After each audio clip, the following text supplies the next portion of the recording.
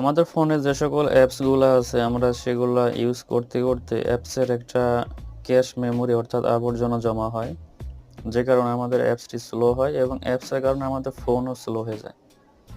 তো সেই অ্যাপসগুলোকে, এবং আমরা যদি চাই যে এই অ্যাপসটাকে আমরা আনইনস্টল করে আবার প্রথমের পর্যায়ে আনবো, সেক্ষেত্রে আমরা কিন্তু সেটাকে আনইনস্টল করে দিই।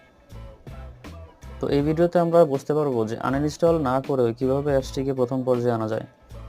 আমরা সেটিংয়ে যাই, সেটিংয়ে যাওয়ার পর আমাদের যে অ্যাপসটি আমরা প্রথম পর্যায়ে আনবো সেই অ্যাপসটি সিলেক্ট করব।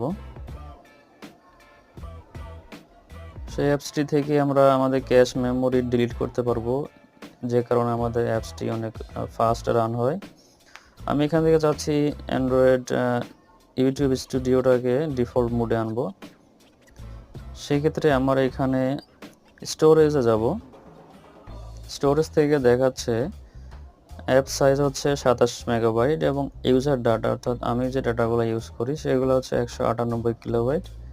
ক্যাশ মেমোরি আছে 525 কিলোবাইট, অর্থাৎ এই অ্যাপসের যে ময়লাগুলো জমা হয়েছে ডাস্টবিন 525 কিলোবাইট, এবং এই সব কিছু মিলে এই উপরে তিনটা মিলে টোটাল আমার অ্যাপসের সাইজ হয়ে গেছে 28 মেগাবাইট, 28.31 মেগাবাইট।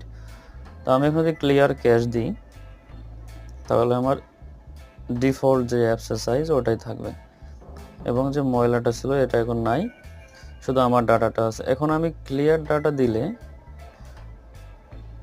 অ্যাপস ইনস্টল করার পর যে মেগাবাইটটা ছিল সেই মেগাবাইটই আছে, আপনারা দেখতে পাচ্ছেন 27.59, এখানে 27.59 টোটাল। আমি যদি ব্যাক করে হোমে যাই, আবার এই অ্যাপসটিকে রান করি, তো রান করলে আমি দেখতে পাবো ইনস্টল করার পর যেভাবে আমার অ্যাপসটি ওপেন হয় এখন সেভাবেই ওপেন হয়েছে। তো এভাবেই প্রত্যেকটি অ্যাপসকে তার ডিফল্ট মোডে রান করার জন্য আনইনস্টল না করেও এই কাজটি করা যায়। এজন্য অনলি আপনাকে অ্যাপসটি সেটিংস থেকে ক্লিয়ার ডাটা দিলেই আপনার অ্যাপসের সকল তথ্য রিমুভ হয়ে যাবে এবং অ্যাপসটি নতুনভাবে ওপেন হবে। যেরকম আমরা ফোনকে রিসেট করি, অর্থাৎ ফোন রিসেট করলে কিন্তু আমাদের সব কিছুই চলে যায়, কিন্তু অ্যাপসের রিসেট করলে অ্যাপসেরও সব কিছু চলে যায় কিন্তু অ্যাপসটা থাকে, ডিফল্ট মোডে আসে। তো ভিডিওটি ভালো লাগলে লাইক শেয়ার কমেন্ট করবেন এবং চ্যানেলটি সাবস্ক্রাইব করবেন।